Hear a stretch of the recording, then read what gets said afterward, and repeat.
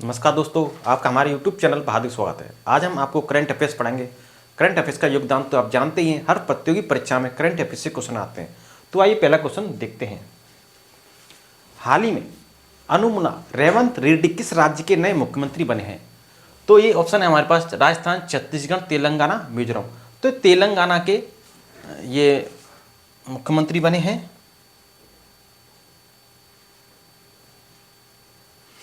ये तेलंगाना के मुख्यमंत्री बने हैं और तेलंगाना विधानसभा में भारी बहुमत से जीत के साथ कांग्रेस के अध्यक्ष थे अनुमुला रेवंत रेड्डी ने राज्य के नए मुख्यमंत्री के रूप में इन्हें शपथ ग्रहण किए। नेक्स्ट क्वेश्चन देखते हैं। हाल ही में प्रतिवर्ष दुनिया भर में विश्व विकलांग दिवस किस तारीख को मनाया जाता है? तो ये विश्व विकलांग दिवस 3 दिसंबर को मनाया जाता है, 3 दिसंबर को।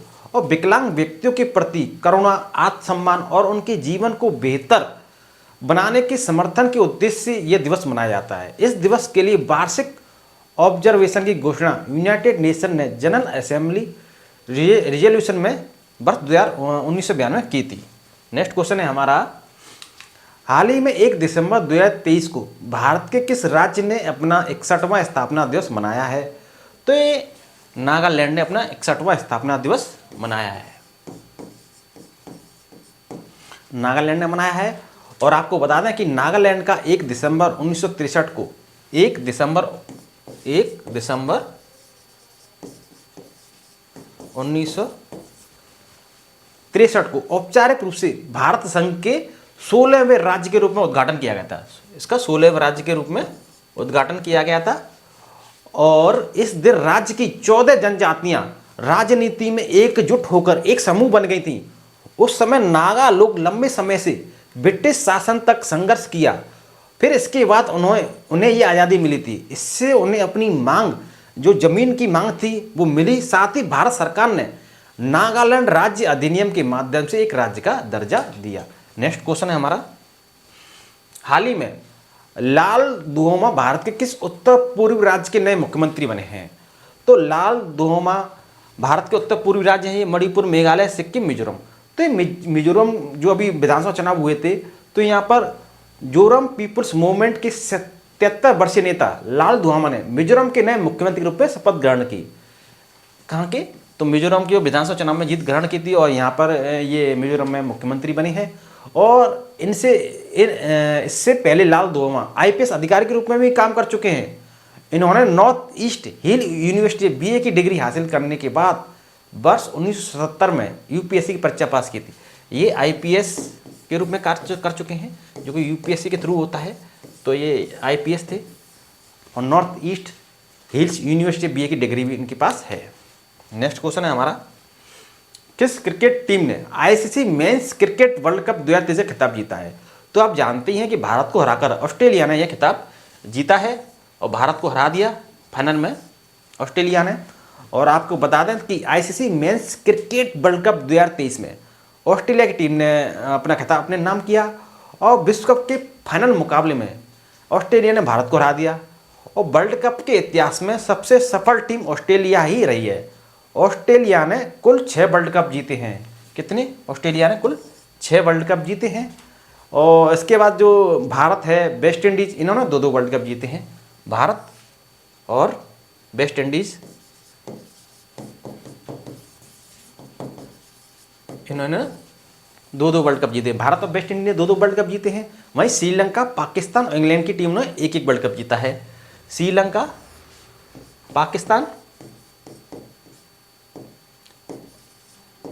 पाकिस्तान और इंग्लैंड, इन्होंने 1-1 वर्ल्ड कप जीता है। नेक्स्ट क्वेश्चन देखते हैं, लोकसभा आचार समिति ने किस संसद सदस्य के निष्कासन की सिफारिश करने वाली एक रिपोर्ट अपनाई है? तो ये ऑप्शन है हमारे पास। तो महुआ मोइत्रा को निष्कासन करने वाली एक रिपोर्ट अपनाई है।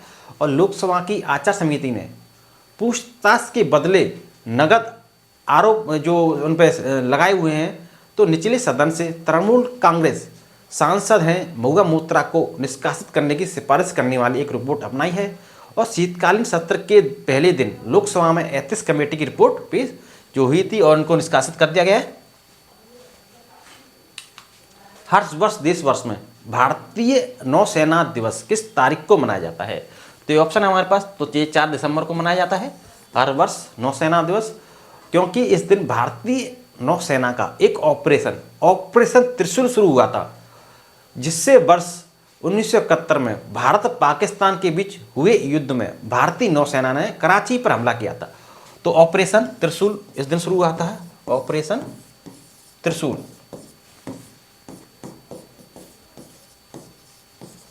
ऑपरेशन त्रिशूल और कराची में भारतीय नौसेना ने हमला किया और विजय पताका फहराई। और 1971 में जो भारत पाकिस्तान युद्ध हुआ था, 1971 में भारत पाकिस्तान युद्ध, भारत पाक जो युद्ध था, तो उस समय ऑपरेशन त्रिशूल हुआ था और कराची पर इन्होंने हमला बोल दिया था और विजय पताका फहराई। तो उसी दिन से ये भारतीय नौसेना दिवस 4 दिसंबर को मनाया जाता है। नेक्स्ट क्वेश्चन है हमारा, खबरों में नजर आए कार्लो रोवेल्स किस पेशे से जुड़े हुए हैं? तो ये भौतिक विज्ञानी हैं कार्लो रोवेल्स, भौतिक विज्ञानी। और इन्होंने जो इतालवी हैं, ये इतालवी सैद्धांतिक भौतिक विज्ञानी कार्लो रोवेल्स का दावा है कि ब्रह्मांड का निर्माण एक बड़े उछाल के कारण हुआ होगा। डॉक्टर रोवेल्स के नवीनतम कार्य ब्लैक होल्स, क्या है ये? ब्लैक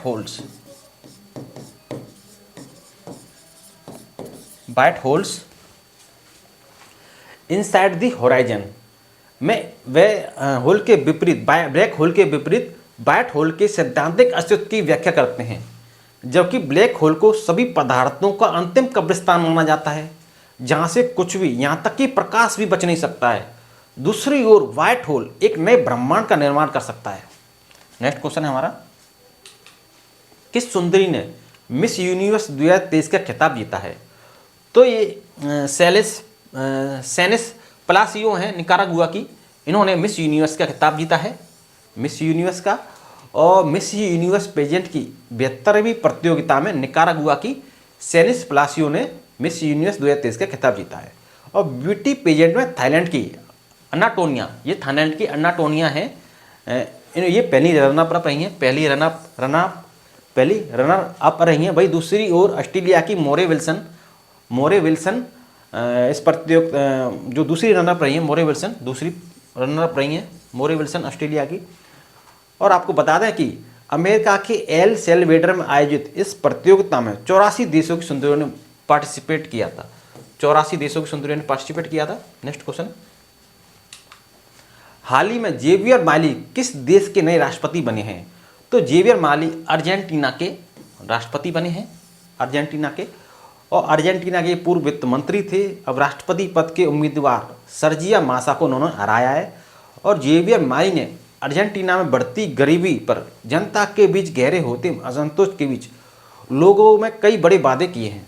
नेक्स्ट क्वेश्चन है हमारा, हाल ही में कौन एमी अवार्ड जीतने वाली प्रथम भारतीय महिला बनी है? तो ये ऑप्शन है हमारे पास। तो ये एकता कपूर बनी है, एकता कपूर। और 51वें इंटरनेशनल एमी अवार्ड की घोषणा जो हुई है, उसमें प्रोड्यूसर और ये डायरेक्टर हैं एकता कपूर, इनको डायरेक्टरेट अवार्ड मिला है। ये पहली बार है जब किसी भारतीय इस अवार्ड से सम्मानित किया गया है। इसके अलावा कॉमेडियन हैं वीर दास, इनको इंटरनेशनल एमी अवार्ड जीता है, इनको इंटरनेशनल एमी अवार्ड इनको मिला है। 9वें भारत अंतर्राष्ट्रीय विज्ञान महोत्सव 2023 की मेजबानी कौन सा राज्य कर रहा है? तो ये हरियाणा कर रहा है। कौन कर रहा है? हरियाणा। और आपको बता दें कि 2023 के लिए 9वां भारतीय अंतर्राष्ट्रीय विज्ञान महोत्सव 17 जनवरी से 20 जनवरी 2024 तक फरीदाबाद हरियाणा में होने वाला है। कहाँ पर होगा ये? फरीदाबाद।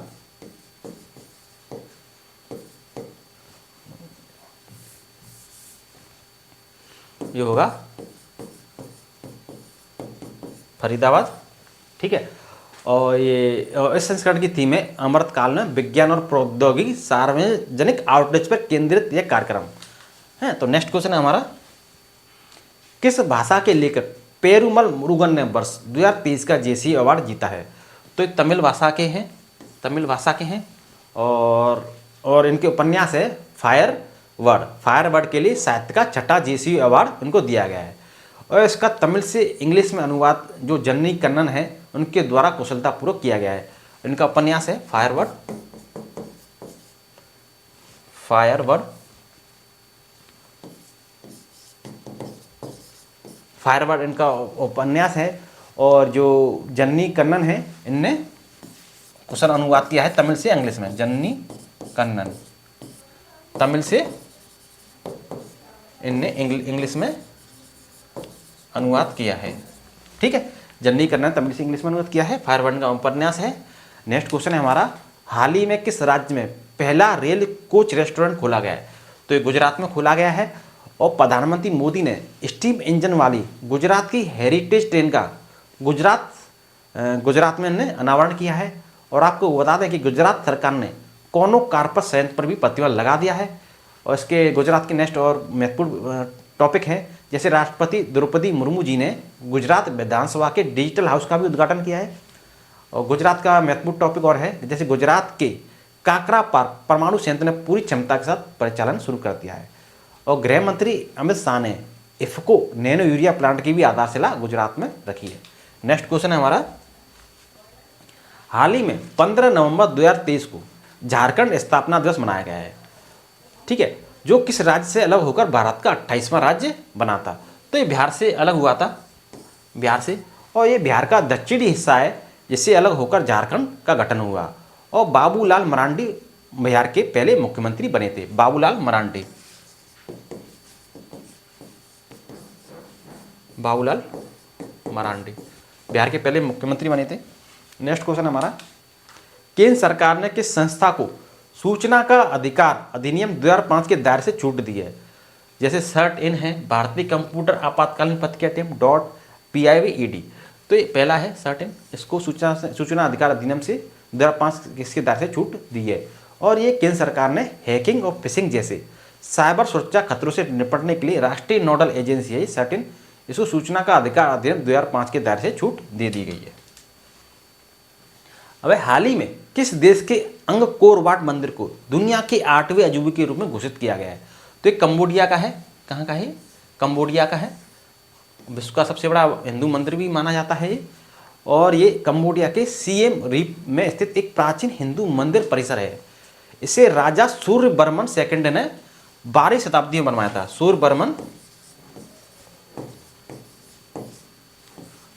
सेकंड ने 12वीं शताब्दी में इसको बनाया था। और इतिहासकार की माने तो यह मंदिर मूल रूप से हिंदू भगवान विष्णु को समर्पित था, लेकिन बाद में यह एक बौद्ध मंदिर में बदल गया। और एक कंबोडिया का है, सिएम रीप में स्थित है। सिएम रीप में स्थित है ये, कंबोडिया के सिएम रीप में स्थित है ये। नेक्स्ट क्वेश्चन है हमारा, किस सार्वजनिक क्षेत्र के उद्यम को एसोचैम द्वारा विविधता और समावेशन में नीतियों के लिए सर्वश्रेष्ठ नियोक्ता पुरस्कार से सम्मानित किया गया है?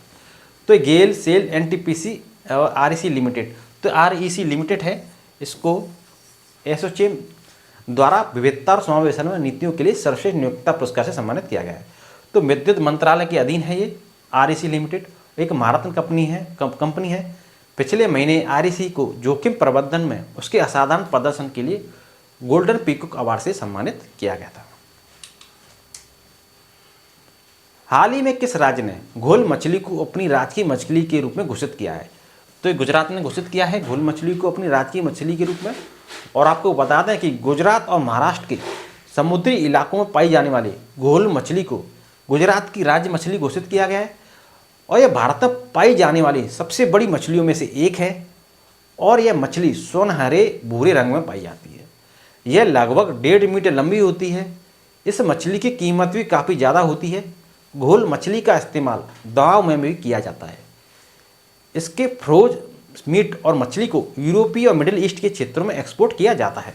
नेक्स्ट क्वेश्चन है हमारा, किस देश ने दुनिया के सबसे बड़े एकल साइट सौर ऊर्जा संयंत्र अल दफरा परियोजना का उद्घाटन किया है?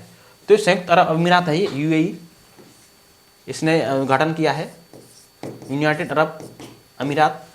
और आपको बता दें कि 2 gigawatt Al Dhafra solar photovoltaic independent power project Abu Dhabi शहर से 35 किलोमीटर दूर स्थित है और लगभग 2 लाख घरों को बिजली देने के लिए पर्याप्त बिजली पैदा करेगा।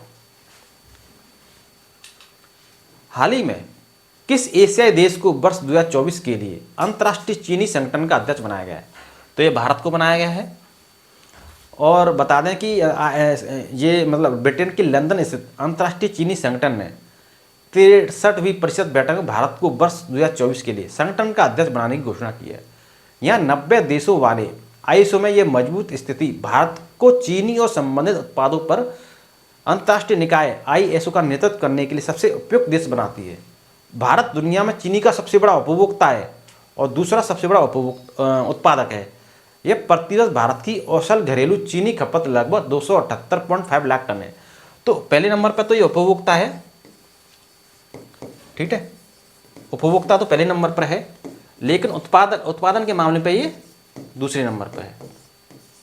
उत्पादन के मामले पे ये दूसरे नंबर पर है। नेक्स्ट क्वेश्चन है हमारा, मैतेई मायक लिपि किस राज्य से संबंधित है? तो ये मणिपुर से संबंधित है। और हाल ही में मणिपुर के मुख्यमंत्री एन बीरेन सिंह ने इम्फाल में मैतेई मायक लिपि का उपयोग करते हुए मणिपुरी भाषा में भारत के संविधान के डिगलॉक्ड संस्करण का अनावरण किया है। लॉन्च इवेंट भारतीय संविधान दिवस के अवसर पर हुआ, जो 26 नवंबर को मनाया जाता है। तो भारतीय संविधान दिवस मनाया जाता है 26 नवंबर को, ठीक है, और इसी दिन इसका उद्घाटन किया गया। नेक्स्ट क्वेश्चन देखते हैं, किस देश की टेनिस टीम ने डेविस कप 2023 का खिताब जीता है? तो ये इटली ने जीता है। और स्पेन के मलागा में हुए फाइनल मुकाबले में इटली की टेनिस टीम ने 28 बार की चैंपियन ऑस्ट्रेलिया को हराकर डेविस कप 2023 का खिताब जीता है। तो डेविस कप में ऑस्ट्रेलिया 28 बार की चैंपियन रही है, तो ये डेविस कप का खिताब इटली ने जीता है। कौन सी संस्था वार्षिक ग्रीन हाउस गैस बुलेटिन जारी करती है? तो WMO है जो जारी करती है। और आपको बता दें कि 19वें वार्षिक ग्रीन हाउस गैस बुलेटिन के अनुसार 2022 में वायुमंडल में ग्रीन हाउस गैस सांद्रता अभूतपूर्व स्तर पर पहुँच गई है और इस वृद्धि की प्रवृत्ति के रुकने का कोई संकेत नहीं है। संयुक्त राष्ट्र की एक शाखा विश्व मौसम विज्ञान संगठन ने बताया है कि पिछले वर्ष जलवायु वार्मिंग के लिए जिम्मेदार 3 प्राथमिक जो ग्रीन हाउस गैस हैं, उनमें कार्बन डाइऑक्साइड है, मीथेन है और नाइट्रस ऑक्साइड का स्तर रिकॉर्ड तोड़ स्तर पर पहुँच गया है। नेक्स्ट क्वेश्चन है हमारा, हाल ही में भारत और किस देश के बीच संयुक्त अभ्यास मित्र शक्ति 2023 शुरू हुआ है? तो ये भारत और श्रीलंका के बीच हुआ है शुरू। और आपको बता दें कि श्रीलंका के महत्वपूर्ण जो न्यू करंट टॉपिक हैं, जैसे फीफा ने श्रीलंका के फुटबॉल महासंघ से प्रतिबंध हटा दिया है और श्रीलंका में कैंडी एसला पेरहरा मनाया जा रहा है। श्रीलंका के ऑलराउंडर बानिंदु असरंगा ने टेस्ट क्रिकेट से संन्यास ले लिया है। और भारत ने श्रीलंका को डिजिटल पहचान परियोजना के लिए 45 करोड़ रुपए की वित्तीय सहायता भी प्रदान की है। प्रधानमंत्री मोदी ने श्रीलंका के राष्ट्रपति से 13वां संशोधन लागू करने के लिए भी विनती की है, आग्रह की है। नेक्स्ट क्वेश्चन है हमारा, महिमा पंथ एक धार्मिक आंदोलन है जिसकी उत्पत्ति किस राज्य में हुई है? तो ये ओडिशा में हुई है। और आपको बता दें कि केंद्रीय शिक्षा और कौशल विकास और उद्यमिता मंत्री ने आधिकारिक तौर पर संत कवि भीम भोई और महिमा पंथ के स्थायी प्रभाव पर अंतर्राष्ट्रीय संगोष्ठी की शुरुआत की। और भारत के ओडिशा के आध्यात्मिक और सांस्कृतिक परिवेश में उत्पन्न महिमा पंथ एक अनूठा धार्मिक आंदोलन है जो सादगी, समानता और निराकार ईश्वर के प्रति अटूट भक्ति पर जोर देता है। नेक्स्ट क्वेश्चन है हमारा, हाल ही में माउंट एवरेस्ट के पास 21,500 फीट से स्काई डाइव करने वाली पहली महिला कौन बनी है? तो ये शीतल महाजन बनी है, शीतल महाजन। नेक्स्ट क्वेश्चन है हमारा, हाल ही में प्रसिद्ध व्यक्तित्व फातिमा बीबी का 96 वर्ष की उम्र में निधन हुआ है। वह कौन थी? पहली मुख्यमंत्री, पहली महिला क्रिकेटर, सुप्रीम कोर्ट की पहली महिला जज, प्रथम महिला लोकसभा स्पीकर। तो सुप्रीम कोर्ट की पहली महिला जज थी और सुप्रीम कोर्ट की पहली महिला जज थी और तमिलनाडु की ये पूर्व राज्यपाल थी और इनका 96 वर्ष की उम्र में निधन हो गया। और इनको 6 अक्टूबर 1989 को सुप्रीम कोर्ट की महिला न्यायाधीश बनाया गया था। 1989 को बनाया गया था, 6 अक्टूबर 1989 को बनाया गया था। तमिलनाडु की तमिलनाडु की पूर्व राज्यपाल भी रह चुकी हैं। और इनको इसके बाद ये 4 अप्रैल 1992 को ये रिटायर हो गई थी। और ओवरऑल देखें तो एशिया में किसी देश की सुप्रीम कोर्ट की ये पहली महिला न्यायाधीश का खिताब फातिमा बीबी के नाम ही है। यानी एशिया की भी ये पहली किसी सुप्रीम कोर्ट की पहली महिला जज रह चुकी हैं, एशिया की भी। ठीक है, नेक्स्ट क्वेश्चन है हमारा, हाल ही में भारतीय नाविक जहाज एडवांटेज स्वीट को किस देश से सुरक्षित वापस लाया गया है? तो ईरान से वापस लाया गया है ये। और ईरान के नेक्स्ट महत्वपूर्ण जो टॉपिक हैं वो देख लेते हैं। ईरान ने नूर उपग्रह को कच्चा में प्रक्षेपित कर दिया है। और ईरान ने मुहाजिर 1 ड्रोन का उद्घाटन भी किया है। ईरान संघाई सहयोग संगठन का नया अस्थायी सदस्य भी बना है। ईरान ने दूसरे सैन्य उपग्रह नूर 2 का भी सफल परीक्षण किया है। ईरान ने नई पीढ़ी की बैलिस्टिक मिसाइल खीवर का भी सफलतापूर्वक परीक्षण किया है। नेक्स्ट क्वेश्चन है हमारा, हाल ही में किस पूर्व क्रिकेटर की बायोपिक 800 रिलीज हुई है? तो मुथैया मुरलीधरन की रिलीज हुई है। नेक्स्ट क्वेश्चन है हमारा, हाल ही में भारत ओपेक ऊर्जा वार्ता की जो छठी बैठक जो हुई है वो कहाँ आयोजित हुई है? तो ये ऑस्ट्रिया में आयोजित हुई है। आशा करता हूँ कि आपको हमारा वीडियो अच्छा लगा होगा। यदि आपको हमारा वीडियो अच्छा लगा हो तो वीडियो को लाइक एंड शेयर जरूर करें, चैनल को सब्सक्राइब करें, कमेंट बॉक्स में कमेंट करें। अब तक के लिए धन्यवाद।